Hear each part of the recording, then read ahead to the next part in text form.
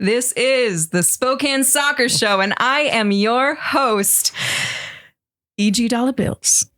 Wow. Did that sound correct? I'm writing it down. E.J. Dollar Bills? E.G. Dollar Bills. E.G. Yeah, no, that's an old high school name. My last name is Billingham, so Dollar Bills. The kids teased you with E.G. Dollar Bills. What's the G? G is my middle initial. Okay. Wow. I'm sufficiently intimidated. Good. That's how I like to start my interviews. Just make everyone as intimidated as possible. I need a call sign, Brennan. Yeah. I go by B Money. Oh, you do? Yeah. Well, back in the day, at least. I'm jealous. I'm jealous of both. You don't have a hip hop name? Here's the For problem. someone who's a hip hop head, you don't have a hip hop name? Is your Listen, name folks. Benjamin? Well, no, I was named after a dog, so I don't think I actually do need a call sign. My name is Benji, and I'm a grown-ass man. I don't think I need a call sign. I don't think you do. All right, okay. That's fantastic. I'm glad we settled this. Well, I'm going to commit another journalism faux pas, Go. which is asking my hardest hitting question right out the gate. And that is, in your first episode, Yeah, you defined Spokane Soccer Show as, are you ready for this? I am. A podcast about community masquerading as a podcast about soccer. Yeah. What does that mean? Still true, I think. The way that most sports discourse is typically meted out on the public is one where it's divisive. There's a lot of shit talking, hot takes. The whole takes culture, takes industrial complex totally nauseates me. Mm. And believe it or not, I'm like a walking hot take machine. As far as just like subjectivity, ideas, perspectives, criticisms, analysis, et cetera, right? But when it came to the Spokane Soccer Show, I, from day one, thought a few things. One, the women's game. There's so many knuckle draggers out there that don't appreciate women's sports, or at least they claim they don't. And typically they've never gone to even watch women's sports. Okay. Mm. So I wanted to do anything about conversation regarding the sport with positivity and big tent attitude, because part of I think conversations in general in the last 10 years, I'll call it the post-Trump era, the first election, which God forbid. I didn't like the way that I was participating in social media conversations, certainly about politics, and at a super local level. I really wanted to make sure that the sport of soccer is still growing in the United States, and there's still opportunity to get people who are kind of curious about it, or they watch a 0-0 game and they don't understand why a person like me goes, that was an incredible game.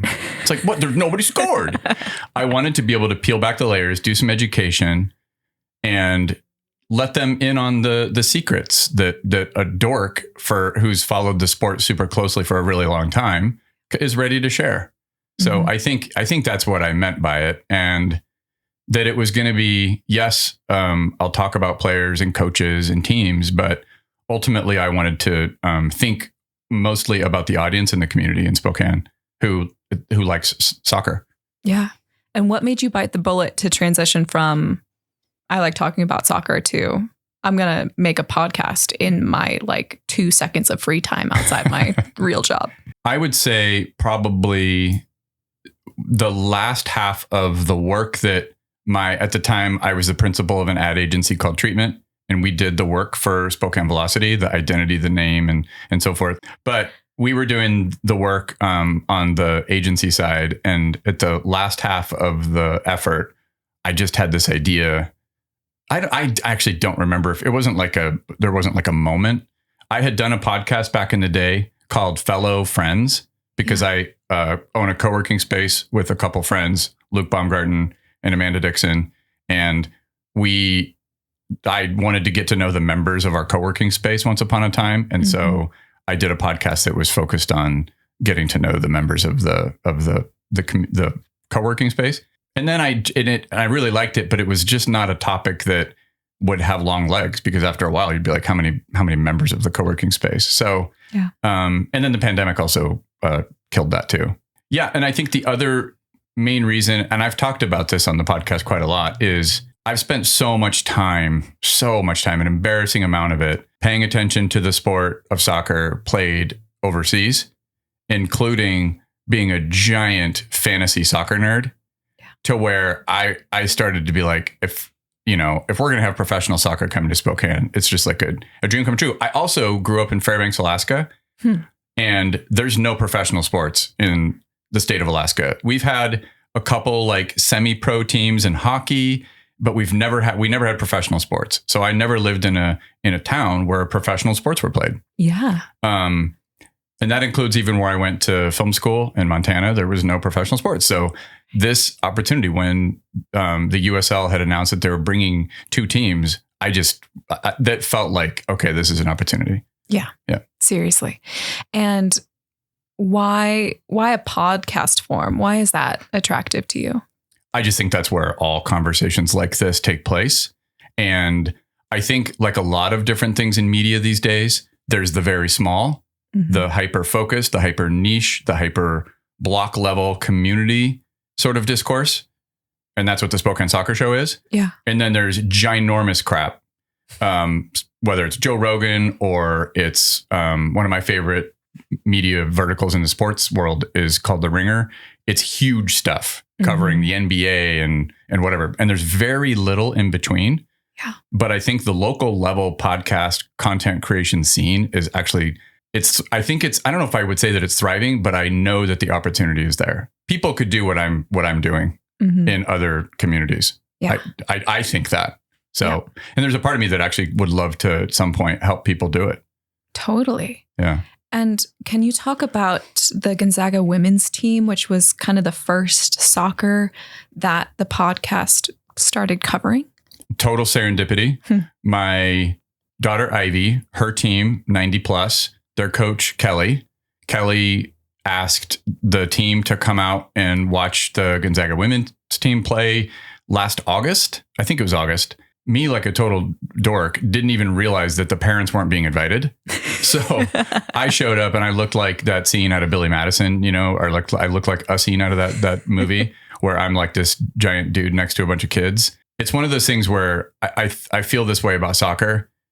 If I'm watching a game, it could be any teams at virtually any level, and I'm going to be interested, and I'm going to be engrossed by the drama of soccer, of what's taking place between the lines, right? And so you take that as a starting point. And then what I'm seeing is the sport being played at like an incredibly high level. So then I go and do some research after the game.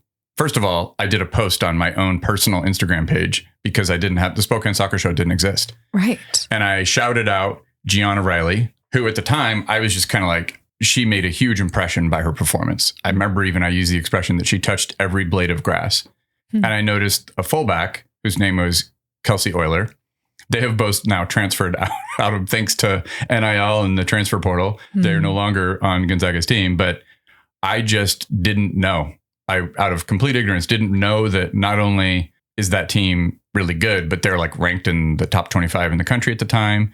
And that a couple of their players were being touted as like All-Americans who are probably going to be, drafted in the NWSL someday. Yeah. So it was a complete accident. And also, to be clear, I have never seen men or women's soccer played live in front of my eyes. I've never lived in a city where that was a thing. Right. So the first actual kind of foray, and I was actually very embarrassed that it took me so long to get out to a Gonzaga game, men or women. It just happened to be the women's team. And then I was just like, boom, the narrative of what they were doing, just like it overtook me, as everybody, including my family, knows. Yeah. Like I was just like, okay, cool. I'm going to every single one of their games. I was watching every one of their games on TV. And do you have a level of soccer that you're most excited about covering? Because you do everything from kids leagues to professional teams. I would say the same thing that about eventually, if I'm watching the sport being played, I start to get engrossed by it. Yeah. It even happens at my kids' games.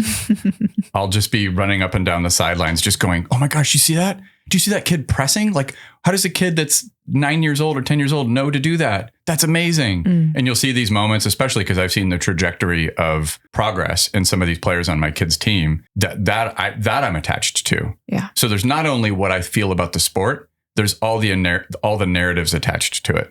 Yeah. So that was a big part of the Gonzaga thing. I started to just notice what was happening with some of the players and how they played the game, the backstory with their coach. And then I started to I felt like I was invested in the team. And then I felt like I've got now a relationship to that team and to their success, which is really all I'm doing is defining fandom. Yeah. That's what it is, right? I was going to ask about this relationship between like watching sports and forming narratives.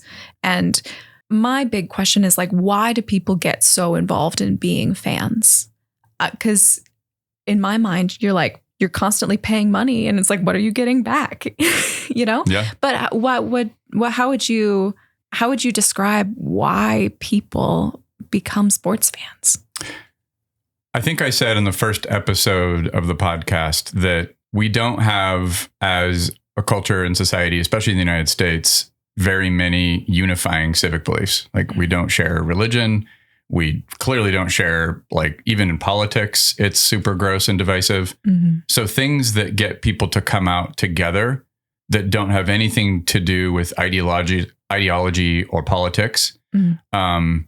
There's that component. And then there's this thing where my wife, Ray, turned me on to a podcast called The Emerald by this guy named Joshua Shree, as I think his name. And he did a podcast once and Ray immediately shared it with me. And he was talking about sports and going to sports events. And I think he called out specifically soccer, but I think it applies to most sports, of this kind of trance-like state that is entered into by people. And it's really wonderful. You can feel kind of the heartbeat of players, the rhythm of the drums that are being played by the supporters, the chanting, all of it. You feel it and you enter into a kind of trance-like state, which is anybody who's been to a live sports event, they have experienced that, whether they realize it or not. I mean, it's palpable. Yeah. Is it similar, do you think, of how people feel at live music concerts? Oh, definitely. Okay. Yeah. And there's kind of a rhythm and a pace to the sport when it's being played. And I think in the same way that we instantaneously respond to music, it bypasses our discernment in our brain, our ability to like scrutinize. Should I like this? Is where like the word guilty pleasure comes from. It's like, you don't even have a choice. Yeah. You love that Dave Matthews Band song. And then afterwards, you're like, I can't stand Dave Matthews, but it doesn't matter. Your brain's already like, no, we love Dave Matthews. Yeah. That song make us happy.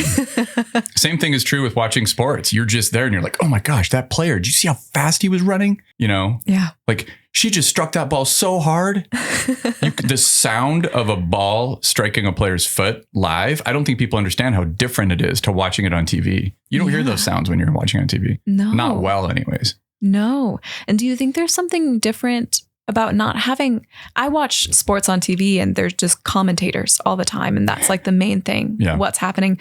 But when you're at a live game, there's not so much of that overhead voice talking. Do you think that changes the experience? Oh, wholeheartedly. Yeah, it's a great point. And you know what? I'm so young to watching live, high level, organized soccer. I just am. I've been honest about that on the podcast. I don't pretend to have a deep history of watching, high level soccer played live, professional or otherwise. This is all, and I'm just kind of like, hey, everybody, you should go do this. It's amazing.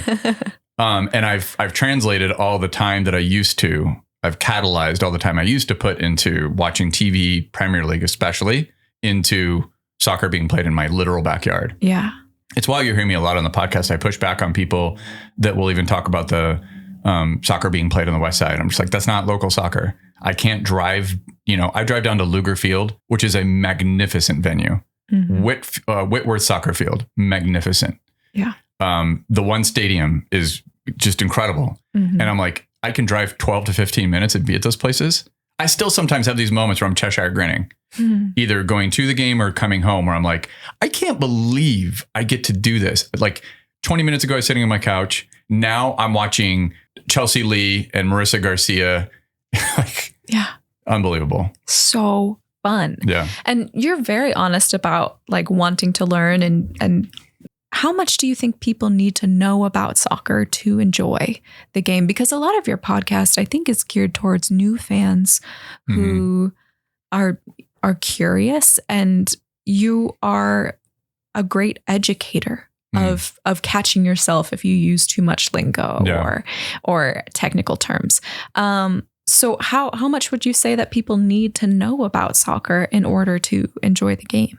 Well, what's going on, the relationship I have with listeners is that we're both new to something together. I'm new to Spokane soccer. Yeah. So I think I kind of perceived early on in the podcast, the fact that I was bold enough to call it the Spokane Soccer Show, that there's a lot of old heads in the market that date back to 30 years ago and know Spokane soccer's scene super well. And I think they're kind of like, who's this dude? Give me a break. Yeah.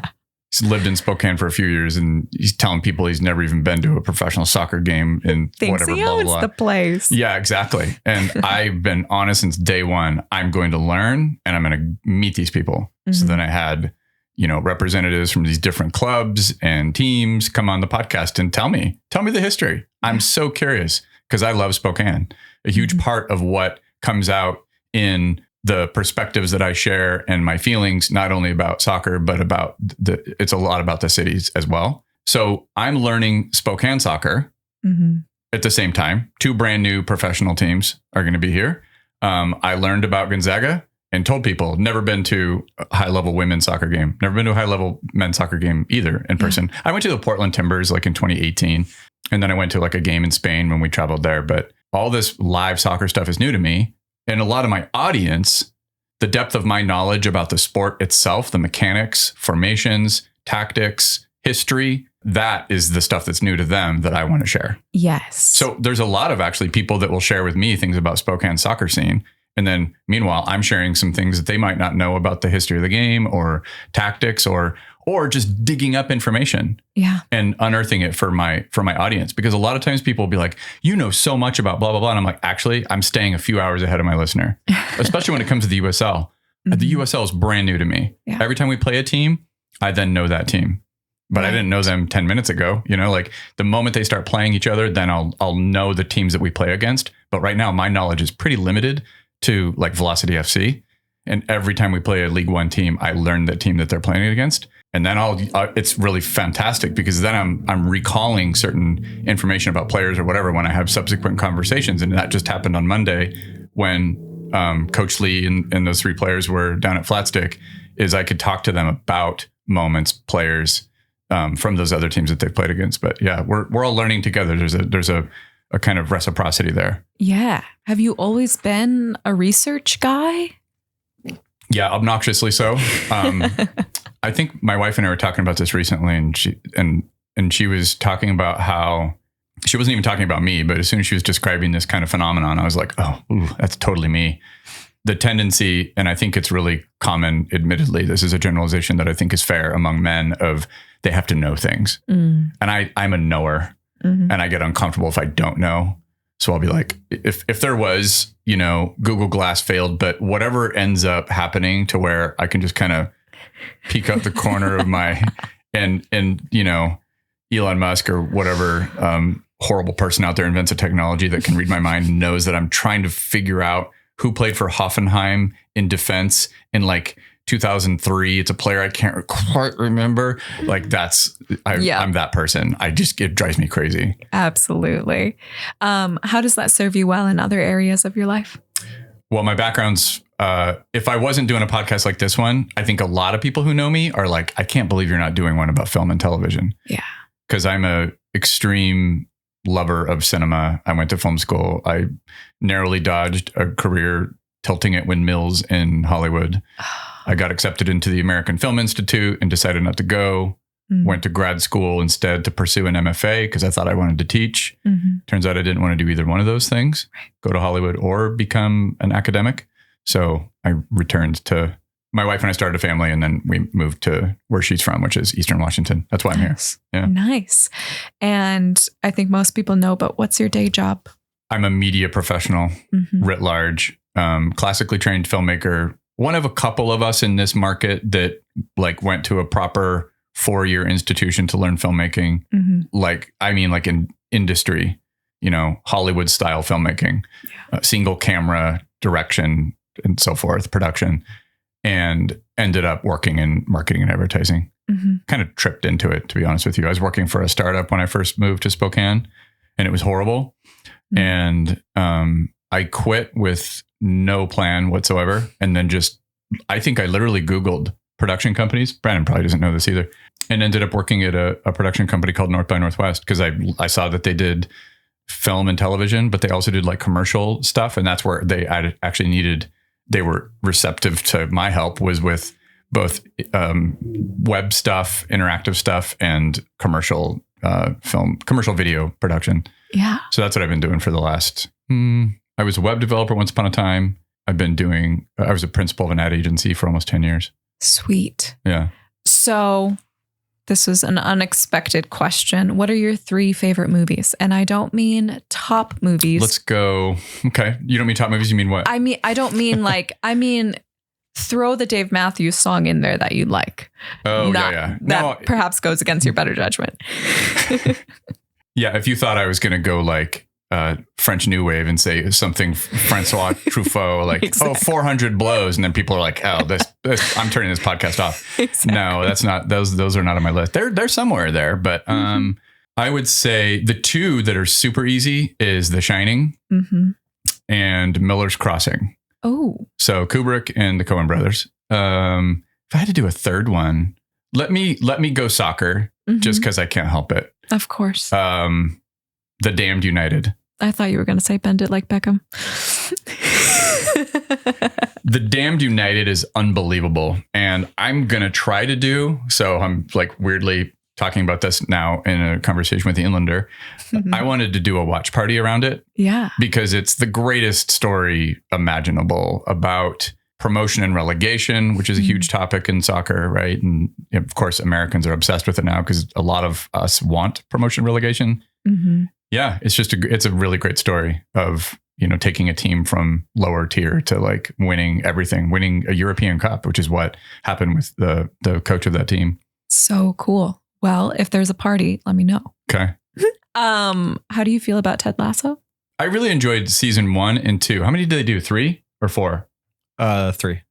3 was a train wreck. Okay. Yeah. I mean, unmitigated disaster to me. I haven't seen it yet, but it's funny. The first 2 seasons, big hype. Third one came out, and I don't feel like I've missed anything by not seeing it. You have not. And there might be people who dunk on me for saying that, but it went from, I think season 1 was really silly, and it was a great way, especially during the pandemic, of making people just feel there's nothing at stake that feels yucky.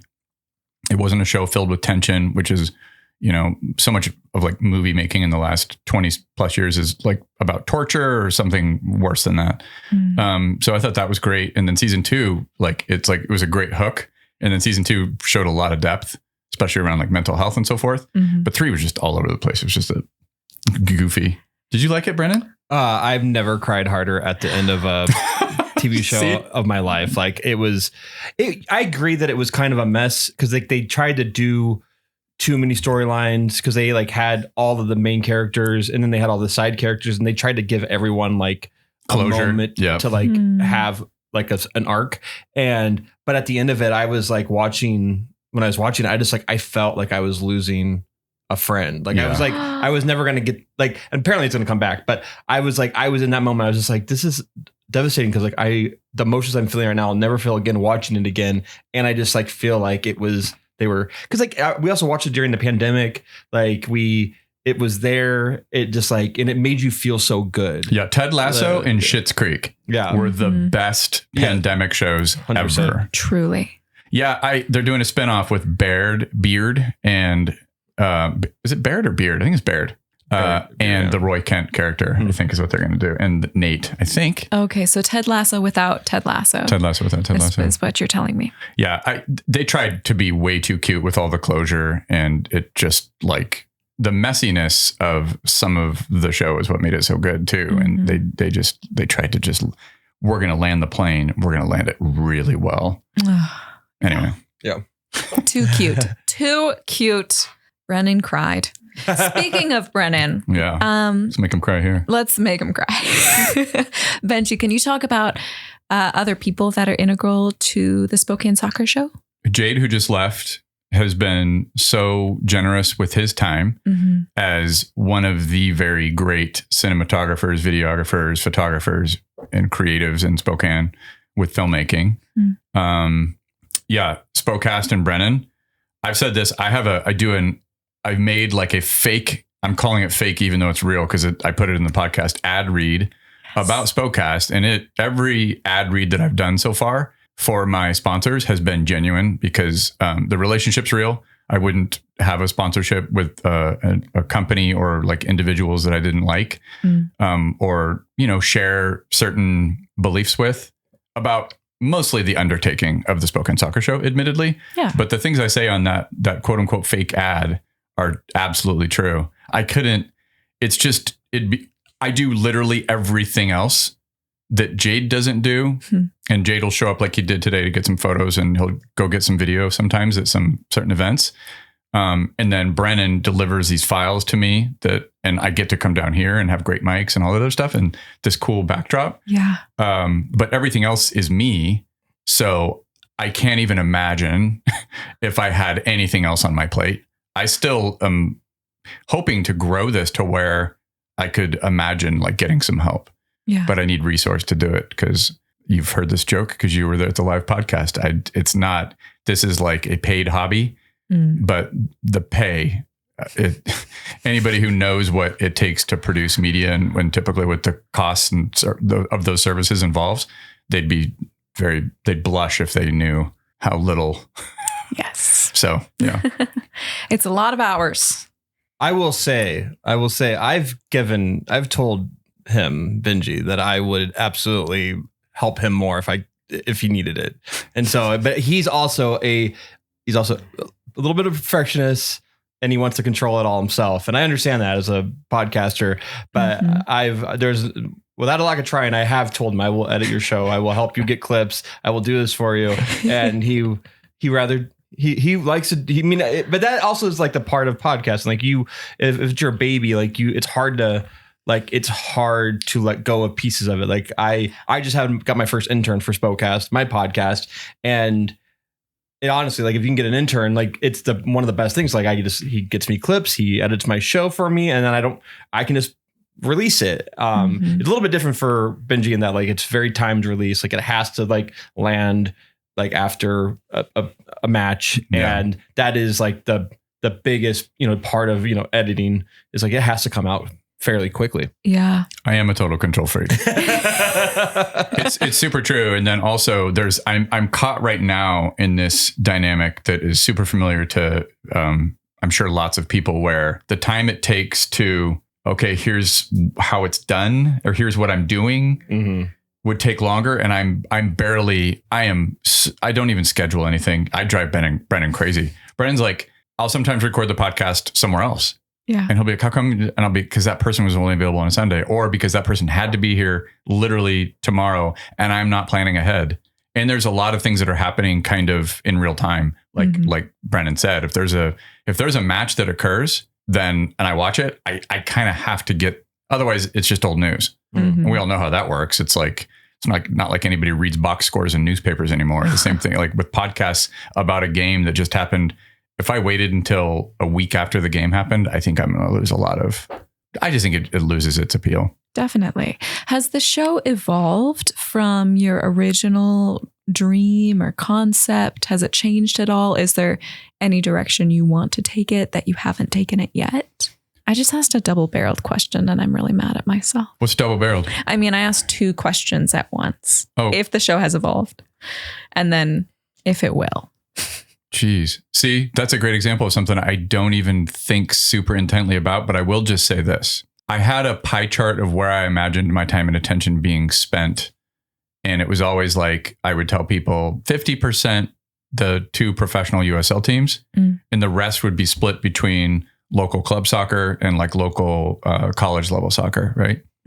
I still think that's probably true. Any evolution, this isn't an actual evolution, but I think it might be perceived this way. But I haven't even announced some of the things that I'm getting ready to do soon. But one of them is going to be the treatment I give to Spokane Zephyr FC will be probably equal to or more than the treatment I gave to Velocity FC when they first started playing, in terms of previewing their season, giving profile of all the players, and then going to the matches and talking about the results and what I'm seeing, and then having conversations with the coaches and players and that sort of thing. So, so that's going to happen. So that's not really an evolution, although people might kind of feel like it is, even though I've said since day one, as soon as both teams are online, I'm going to be bouncing between the two. I think I'm still trying to find my footing with the local club scene, because to be very matter of fact, and I have already shared this with the clubs that I've talked to, which is so far is only Spokane Shadow, aka Spokane Sounders. I don't like club soccer in the United States, the way it's structured, the whole pay to play environment. And I know those clubs are aware of these phenomenon. Absolutely. In fact, I just talked to a coach yesterday from Spokane Surf who was like, yeah, it sucks. It's horrible. So on the one hand, I want to have conversations, but I want to have real ones too. Yeah. Of like, what could we do? What's possible to do within the United States soccer system, because it's completely broken. And I mean, it's an abject disgrace in some ways, the way that American soccer's, the politics of it, the economy of it, and frankly, the greed, because we capitalize everything. We just can't help ourselves. And we professionalize youth activities. I'm going to say activities because this includes dance. It includes piano. It doesn't matter what you're doing. Everything gets professionalized to where it's like, oh, cool. Where your kid could do that 30 hours a week. And you're like, well, I don't want them to. Right. My kid got into a play once. I'm not going to name names.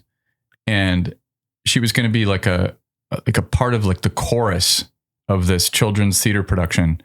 And it was going to be like 4 nights a week for 3 hours a night. And we're like, is this a joke? And we had to tell our kid, who absolutely bawled and was devastated. Yeah. Well, because they're trying to professionalize that too. Exactly. Congratulations, you won. You have a full-time job. And then it's like, great. So I, as a kid, can't do the other activity. And they're constantly having to choose like which thing they'll become a professional at age 10.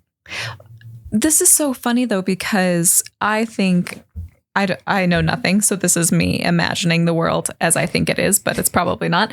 I'm like, well, don't all the big clubs in England have like little kids playing in their soccer schools? They do. Is that not the same thing? There has been an attempt by certain MLS clubs to replicate, and I don't know enough about this. Okay. I'm dangerous with my knowledge on this. Aha. So I'm just going to caveat this by saying, I know there are some MLS clubs that have attempted to emulate, to whatever degree is possible, the European model of academies. To where you don't have to have, your parents aren't spending hundreds of dollars. Like, no, you get into, like Lee Veidman was part of Liverpool and Everton's academy because Liverpool and Everton are invested in the idea that if one of these kids turns out to be the next Steven Gerrard, they want them to be in their academy. So, but they also have it's very difficult, I think, for Americans to even understand how different when you have a promotion relegation system, when you have the 125 years or more of history. It's just very, very different, very difficult for us to incorporate some of the things that are really working well in Europe. But at the same time, and I've brought this up before on the podcast, I did one episode that specifically focused on this, the tension in the United States with promotion and relegation and the MLS and USL, and overseas in Europe, they attempted to form what they called the European Super League, which would have absolutely been, they would have emulated the MLS, where it's like, hey, we're just going to keep all this money for ourselves. We don't really need to support the grassroots level soccer. So the whole idea with like the highest level of soccer played in a country is that the local football, the football association in those countries have requirements to make sure that there's some trickle down effect of the sharing of the wealth of the biggest clubs with grassroots level soccer. There's not a single apparatus like that in the United States. And US soccer is a toothless entity when it comes to trying to bring about an improvement in grassroots local level soccer. Yeah. Yeah. And they've lost, they have basically been very timid with every battle that they've had with the MLS, including recently with the MLS's decision to pull out of the US Open Cup. I'm wondering, like, do you have favorite guests that you've had on the show or anyone that you're excited to have? I know that's kind of favorites. That's kind of brutal. Jeez. But you asked the soccer players on Monday to choose their favorite whatever. So I thought it was in the vein. And I said present company excluded so that they could speak to things that have happened in previous lives. Yeah, present company excluded. You can't choose me. You're the host here. That's right. I'm the guest. No, you don't have to say. No, let me think back through it. Let me take that question this way, and just talk about the cross section of guests that I've had. Yeah, I've known Stefan Anderson since 2018 when he first joined 90 Plus. He's been my kids. He's been a figure at all of my kids' practices since that time, and I've always had this impression that dude. He's got a story, but I have no idea what it is. And then I had a couple glimpses of like, he's also looks like he's an incredible soccer player. And then some local people were like, yeah, dude, he was amazing. I'm like, what do you mean by was? But then he told me his story in person and then on the podcast. And I loved that, of the very real impact that something like a really tough injury can have on someone who's so important to this community now. Stefan is like beloved. He's like an icon. He's really important to the soccer community in Spokane. Yeah. So I loved that. I loved that my perception of my friends Jesse and Mike from Spokane Shadow were that they were probably, and I bet you I could get them to admit this, they were probably in the camp of like, who the fuck is this guy starting a podcast called Spokane Soccer Show? He doesn't know anything about Spokane soccer. And when I had them on the podcast, I think they may have even come. I think actually at that point, I'd already earned a little bit of by the way that I've approached the content that they'd seen. But I loved that. I loved that opportunity. And then my friend Chuck Booth, who I've been a fantasy soccer fellow nerd with since like 2017. And we've only known each other long distance, still never met him in person. We narrowly avoided meeting each other in Europe because he was there at the same time. Phew. And he had a very early career wanting to be a sports writer, soccer specifically. And I remember back in the day, him telling me like, oh, this publication offered me like 5 cents a word or whatever. And I was like, I'm sorry, did you say 5 cents? And he's just telling me about the struggles with it. And over time, I blink and one day I'd wake up to the news looking on Twitter that Chuck was a full-time writer for CBS Sports. And I had him on my podcast to talk about this drama with the MLS because I knew he was covering a lot of the MLS, especially with Lionel Messi coming to America. So that has been the part that I've loved the most, is the opportunity to just meet and talk to people that from very, very different, just the level of like access. And of course, getting to meet and have conversations with like the players on Velocity and Coach Wiedemann, who's now been on the podcast twice. So I wouldn't even be able to very honestly say favorite. I would just say that those different flavors of guest have been unbelievable. Absolutely. Yeah. And I'm really looking forward to Zephyr FC coming online because I've had a recent run of, I haven't had any women players or coaches on the podcast. And so I'm eager, but there's a big announcement coming soon. So watch out. Watch this space, folks. I don't know what this space is, but yeah, exactly. What space are we talking about? How much soccer is in Spokane? How big is the soccer community? Because soccer seems small in the U.S. Oh, it does to you? To me. I love that perception because I think it's growing. It is now. Oh my gosh. I wish I had known that was coming because then I could have researched. I'm having my research. I've got to be a knower. It is right behind the big ones. So football, basketball, and I believe soccer might be next. Really? Yeah. Over baseball? Yeah. Baseball is dying slowly for lots of reasons. Lack of innovation. They won't change the sport and it's too long. Are you kidding me? If there's a high scoring game, it could go 4 hours or whatever. Yeah. It's just no one's got time for that. The way it's played is too slow. And they've tried to make some changes to it, but I love baseball. But I believe soccer may have already overtaken baseball. At the youth level, I think it continues to grow. It's back to what I was saying. The problem of the way that we, the structure of soccer as a sport in the United States, it tends to peter out once kids graduate from high school. There's not as many. I don't know what the numbers are like with kids that go from playing club soccer to then being recruited or trying out to walk onto a college team. But we do have such a weird system of how you go from being a youth soccer player to a club soccer player to a college soccer player. And then by the time you're turning professional, you might be 23 or 24 years old. Yeah. So it's very odd and nothing like anywhere else in the world, because of course colleges want to get in on it too. And they want to make they want their pound of flesh. Yeah. Everybody wants to make money on it all along the way. So but I still think despite all of that, it's growing, especially when in terms of the enthusiasm among spectators. I can't believe how many people know Premier League soccer now. It used to be, in the mid 90s when the MLS started, and I was probably at the height of my investment and love for like Premier League soccer. It was hard to find people who knew anything more than maybe Manchester United or Arsenal. And now it's like even your casual soccer fans who are even focused on the MLS and they're really, really into American soccer, they'll still know pretty much every team in the Premier League. Yeah. So I think it's, and then the Spokane scene, I'm learning every day, Eliza. I don't claim to know, because every time I think I know, somebody be like, well, have you talked to anybody from Surf? And I'm like, I thought Surf was like a local company.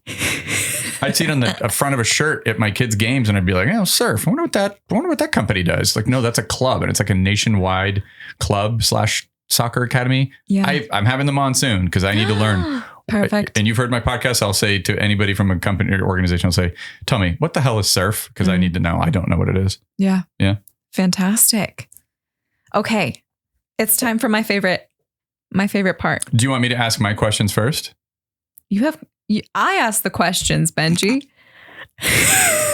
There's a famous skit from David Letterman's show back in the day where he had Johnny Carson on. This shows you how old I am.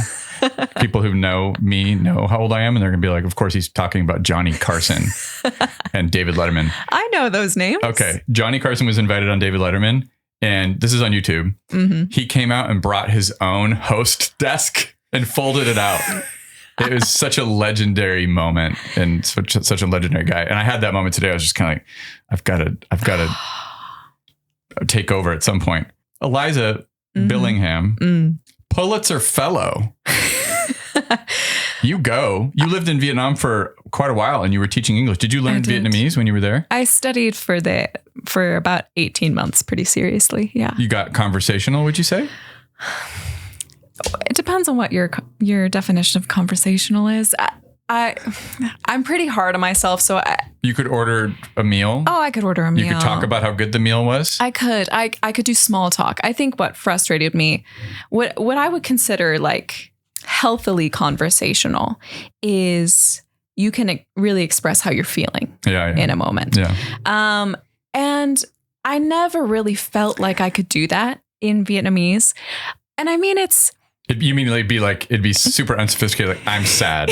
Yeah. I'm happy. Yes, exactly. Like you can practice small talk a lot because that happens over and over again. But as soon as you're like trying to convey what you think or what you feel to someone who doesn't know, I mean, that can be hard in your native language. Totally.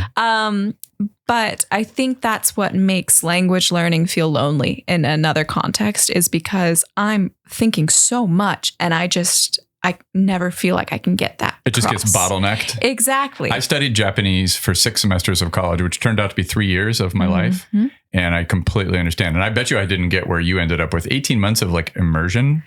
But I still was like, I love Apple. Like it was not great, folks. And it's when you're also transitioning into a higher context culture, like part of it is language. Part of it is just, you're not as aware of what's going on in a situation coming from like an American culture that's very low context. If I have an issue, like I'm going to tell you immediately. Not even an issue, but it's just a different form of communication. Okay. So language is a part of that communication, but it's not everything. So one more. E.g. dollar bills. Yes. Check this out, Brandon. Happy birthday to you. Oh, no. Happy birthday to you. Happy birthday, dear E.g. dollar bills. Happy birthday to you. Oh, thank you so much. You guys sound marvelous. Yeah, we planned that. You planned a podcast on your birthday? I was about to take the day off and then I was like, nope, I gotta talk to Spokane. That's funny. How did you guys know? Brennan didn't. I'm kidding. He didn't have any idea that was about to happen. That's the end of my notes. That's the end of your notes. Those are great notes. Pulitzer Fellow. Let's go. I'm not sure fellow is the right word. Shout out. What do you mean? Yeah. It says it on their website. I hope. That's true. Okay.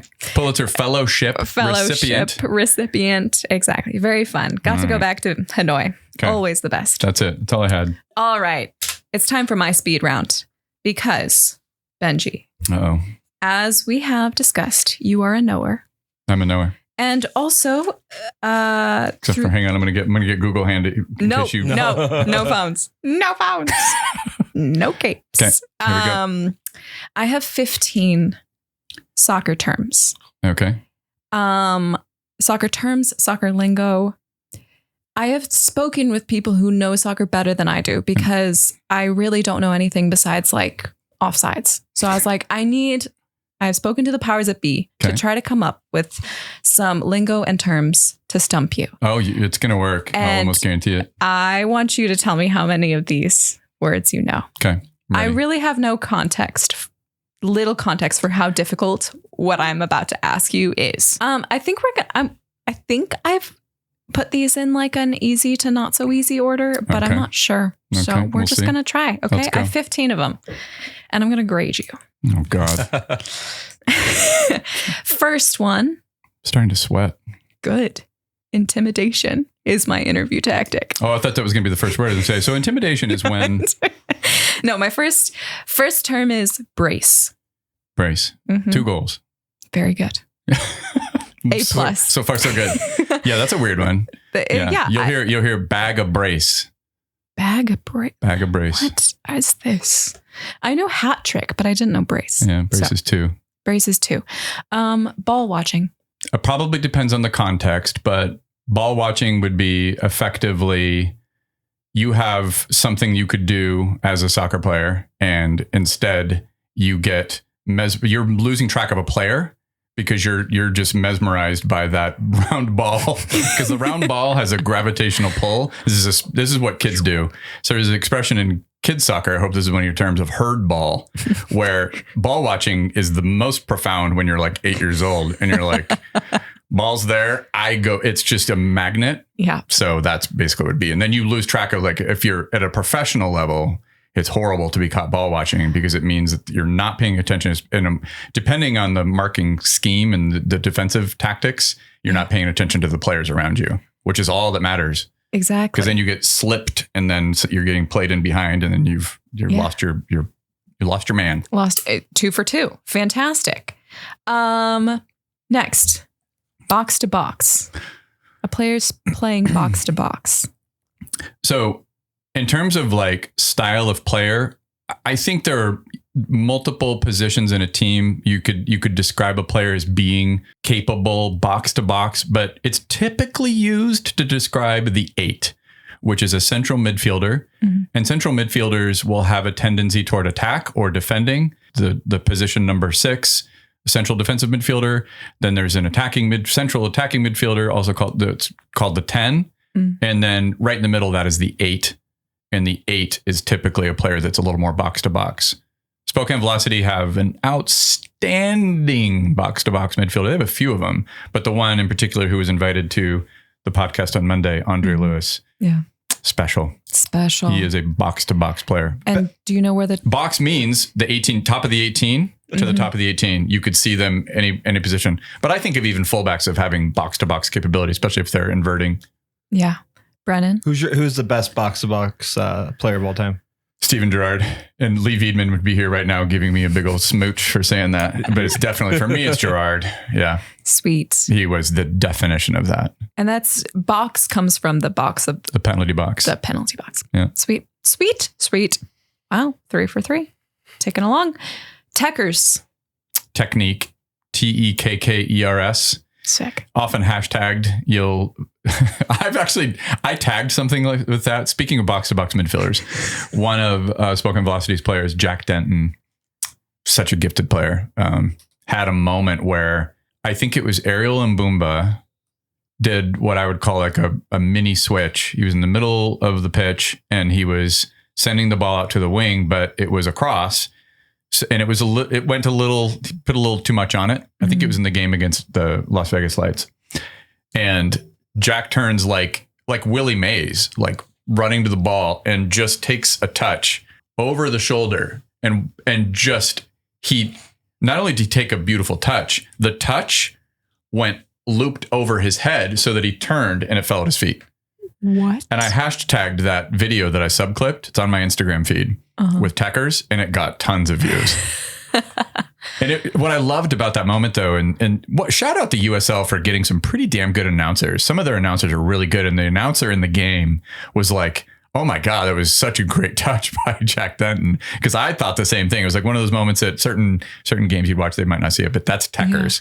Yeah. But not a really great definition of the example of it. But usually it's like a rainbow heel kick.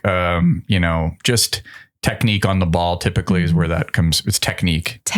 But I appreciate the spelling. I think you should get extra points for that. And I'm running the quiz, so I get to give you extra points. Mostly because I don't think you're going to get this next one. Oh, God.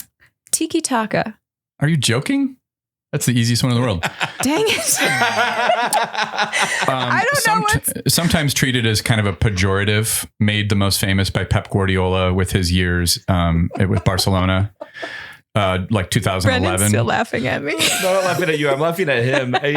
He just knows way too much about soccer. I just feel like I'm throwing random syllables, and he's like, obviously. No. And anybody who's a soccer fan would be like, of course you know what that is. Yeah, do you know what it is, Brennan? Well, they used to say it. I used to play FIFA all the time. They would say tiki-taka all the time in the game. Yep. Like tiki-taka, not tiki-taka. Oh, I have tiki-taka. Tiki-taka. Yeah. It's like small passes. It's not like rum drinks. Perfected by the Spanish national team, Aragones era, and then I believe it was Aragones, and then Pep Guardiola. That golden generation with Xavi. Xavi is probably the most associated with that era. And I'll stop there because it could go on. I'm like nodding along. Small passes, just small pass. Yes, just like Spain would dribble you to death. Barcelona back then would dribble you to death.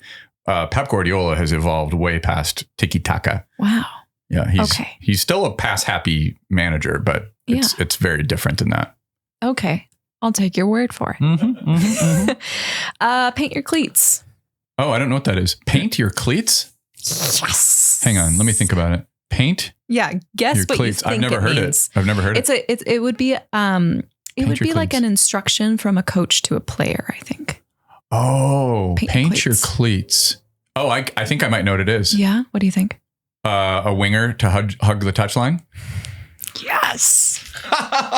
Wow. Are you serious? Stop looking at my notes, Benji. I would guess if it's like, it makes me think of classic Dutch style players. Yeah, that's also what it makes me think of.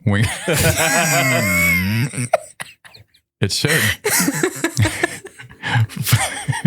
4-3-3 Netherlands total football. That's what it makes me think of. Hug the touchline is what that must mean. Oh, I've never heard that though. Maybe I have, but it's just kind of buried there. Back there. Yeah.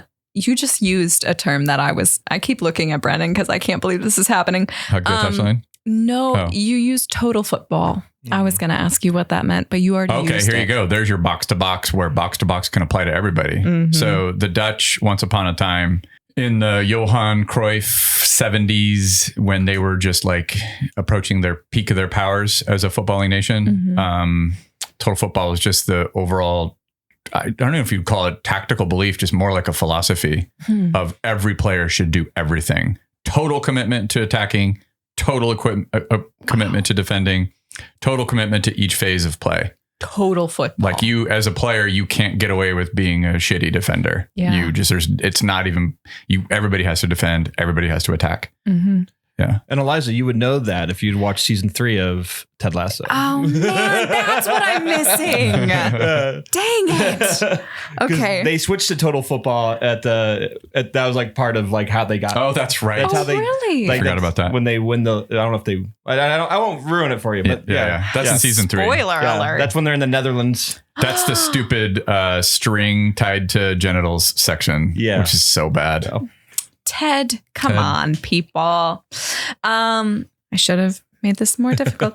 Paint your cleats. I'm going to write down paint your cleats. I will say no one in like when you're talking about this also gives me a really good idea for Benji and the Spokane Soccer Show. Like this should become a segment, like teaching the lingo and like this like. Because that is one of the things watching soccer in Spokane, like people like they don't know when to cheer. And we kind of touched on it in the podcast, but like it takes a lot of learning. Like you gotta watch a lot of football. I mean, I didn't know it and I still don't know it, but I know offsides. I know like when you get into space and like all like kind of like the basics of it, but like it's hard. It's a hard sport to follow. And like, but like knowing this stuff, like will really get you ingrained. Cause like, it is a fun sport to watch. That's so fun. When you know this things. When you know this stuff, when you know what's going on. That's the letting people in on a secret thing. And such a good idea. Yeah. We're going to hire Eliza as a producer of this podcast. I'll be your like, let's go. Your dummy person. You're like stand-in for the person who doesn't know anything. You know? Don't tease me. Cause I will take you up on this idea. Cause it's actually really smart. I think it's fun. I love it. Cause it's funny too. I come from a classical music background and that is something that I think, yes, you can appreciate without knowing anything about it, but it's easier to appreciate the more you know. And like the clapping thing, they're parts of a concert or a recital that you shouldn't clap, even though the music stops. And people who know the world will get very frustrated if you start clapping. So I thought about that at the live episode. It's true for not only the when to cheer thing, but there is an etiquette to watching live sports, and soccer has its own kind of etiquette. Exactly. Yeah. Okay. Sorry. I don't know how to say this. I think it's just XG. Expected goals. Yeah. We've done this on the podcast before. Okay. Yeah. Okay. XG is really important because what it helps you understand is whether or not a team played well, even if they lost. Yeah. So this is the example. I don't know if I remember the stat. If I do, I might be sick. Forward Madison beat Spokane 3-0. Yeah. And Forward Madison, I believe, had a 0.7 XG. And I think Spokane had a 1.65 XG. So every time an attempt is made in a game, a shot is taken and it's intended for goal. It is evaluated based on basically 0.01 to 0.99, right? There's no 0.99. I think the highest XG is for a penalty kick, which is 0.76. Actually, it might go higher for a sitter. I don't know. It doesn't matter. Point is, ball comes to me and I'm right in front of the keeper's maybe not even in the goal. Yeah. They're off their line and it's me versus the goal that's empty. That's probably going to be close to 0.99. Then I'm at the halfway line, center circle, and I'm slapping the ball, trying to beat the keeper off his liner. God knows, maybe I'm hit my head or something. That's going to be a 0.01. Yeah. So that's what XG is. And so at the end of the game, it's like, Spokane had a lot of really clean chances against Madison. They didn't put any of them away. Madison had 3 half chances to, a great shot or, whatever. So the soccer gods. Yeah. Yeah, exactly. Yeah. Sweet. Gosh, if you've spoken about this next term, I'm gonna just get up and walk out. I don't think I've talked about almost any of these except for XG. XG is the only thing I came up so far. Have you come up with any German words lately? Gegenpress. Oh my gosh. That's Jurgen Klopp's brainchild. So tiki-taka is associated most with Pep Guardiola. Jurgen Klopp, Liverpool manager, ex Borussia Dortmund. And before that, was it Hoffenheim? Who did he manage? But it's basically the principle of the moment you lose the ball, you press in packs. Yeah. So usually it's like groups of 3 will immediately, if they lose the ball, they'll try to get the ball back. Okay. Yeah. And that immediate transition of play from in possession to loss of possession, in that transition, they're like, no, we're going to get the ball back fast. Lee Wiedemann is a proponent of, I wouldn't say he's a gegenpress guy, but he's like, if we lose the ball, we're going to try to get it back. Yeah. Yeah. And that's very popular in modern soccer. Really? Maybe not the classical definition of gegenpressing, but the overall idea of it, which is get the ball back. Even the Gonzaga women's team last year. Yeah. In fact, there was a moment where Chris Watkins was on the podcast and he talked about, and he was like, this is tactically lame, as he described it. But they won when they would win the kickoff. Sometimes what they would do is just literally hoof it over the touchline deep in the opponent's half and then use their press And he had several forwards, which you have to have a lot of forwards because the whole idea is to typically gegenpress means to press high up the pitch. Yeah. So that the attacking players, the moment they're to lose possession, the idea is to immediately be attacking again. So if you lose the ball in attack, immediately have your forwards and midfielders combine, and sometimes your fullbacks to combine to get the ball back. Okay. And so he would try to do that because he had lots of forwards. Gotcha. So that he could rotate them in, and because it takes a lot of energy. So early on in his Liverpool career, players were injured constantly because it took a long time to get the fitness to be able to press like that. Yeah. Yeah. I think I almost understood that. I know you're going to know this next one, but it's just too much fun. Panenka. Panenka is who made it? I think it's named after a guy who did it the first time and made it famous. But some of the most famous Panenkas, probably my favorite ever, was Andrea Pirlo, or Zinedine Zidane. They both had one and had Panenkas in the international stage, World Cup, Euros, where you chip the keeper on a penalty, so that usually what'll happen is once a player approaches the ball on a penalty, the keeper's decided to dive one direction or the other. Yeah. And if they do, and you just send the ball right down the middle with a lofted little chip shot, and I think the best is Zidane probably has the best ever Panenka, because I'm pretty sure the one that I'm thinking of, can't remember the game. I'm pretty sure it was in the World Cup, maybe against Italy. He struck the crossbar and went down across the line, which is aesthetically the most beautiful goal a player can score. Is strike the crossbar, ball pops straight down over the line, and he did that on a Panenka. Yeah. That's so disrespectful. I think against Italy, which would have meant against Gigi Buffon, who's one of the best goalkeepers of all time. I think that was against Italy. Anyway. Wow. I appreciate that when I ask for a definition, you can go straight to, this is my favorite example that has ever happened in the world. That's so because then people can Google it and go watch the videos of exactly. These. Yeah. Okay. I have 3 left and then an extra credit question. Now I can't remember what this one means, but it doesn't matter because you'll know. Trivela? Oh, that's a move. Which one is that? I don't think I do know exactly what that is. So there's like the Rabona, which is where Rabona is the one where you kick behind your leg. Yeah. Yeah, I hate all these things. It's probably why I won't know these. I'm a purist when it comes to soccer. And the players that can do it, I'm always like, that's really cool. Yeah. Dimitri Payet has the best ever Rabona. Go look at Dimitri Payet. Look at his Rabona. I think he was playing for Marseille. Or was he playing for West Ham at the time? Doesn't matter. He has one of the most amazing Rabonas ever. It's a very Cristiano Ronaldo thing, these types of things. The Trivela, I don't think I remember what that is. And I haven't. It's the right spin. It's a technique. It's like when you can spin the ball to the right, like a hook. That's what it is. How it's explained. Is it Roberto Carlos? Is that what we're talking about? This must be Roberto Carlos. Oh, it's Roberto Carlos. Dude. Wow. So, okay. Roberto, I've never known that was called something. It's just, to me, it's an outside of the foot shot. Now you know. And the greatest, there's at least 2 with Roberto Carlos. Please Google both of these. One is a free kick that's completely stunning. First of all, he's a left-footed player, which just gives it a little extra magic. Fabien Barthez is the goalkeeper in this game that I'm thinking of. It was against France, Brazil versus France, I think. You checking my math? Yeah, that's 97. It is like 40 effing yards away. And he takes a running start. And the announcers are like, oh, dear, very English. And they're like, he's going to go for it. And they may have said Trivela, but they're like, they probably didn't. I don't think I heard that word very often. Yeah. And he takes a really long running start. Smashes the piss out of the ball, left foot outside of the ball, so that what happens is it bends. Yeah. Right. And Fabien Barthez was flat footed. He just looked and went, and it hit off the post. Roberto Carlos is a nasty, nasty dude.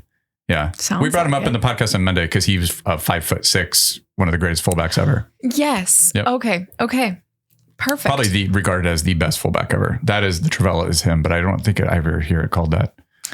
Well, I might still have to give it. Okay, yeah. I'm taking it away. Yeah, take it away. Take it away. Take it away. You obviously know nothing about it. Okay, last one and then before. No. Oh, no, I have 2 more. Uh-oh. Minnows. Minnows? That's like the best example of minnows would be, there's lots of different applications of this, but it'd be like an FA Cup game where a 4th division team, like playing in League 2, is matched up against Manchester United. So it's minnows against the Sharks would be but they don't ever say that. Minnows is just a small team. Severe underdogs. Kind of? Yeah. Yeah. I think. Absolutely. That's how I would use minnows. That's what they're coming up against minnows. That's how the internet used it. Yeah. Okay. Last one before the bonus question. I don't know why it's a bonus question, but I get to make the rules. Mm-hmm. TIFO. Not tifosi, but TIFO. Well, I know what a TIFO is. I actually don't think I know the origin of the word, but a TIFO is just like a giant decorated flag that is hung at games. And the most famous example of this is the yellow wall in Borussia Dortmund. Yeah. But lots of clubs do it. WOR flags, WOR flags for Newcastle United, my favorite team. Wow. They do enormous TIFOs.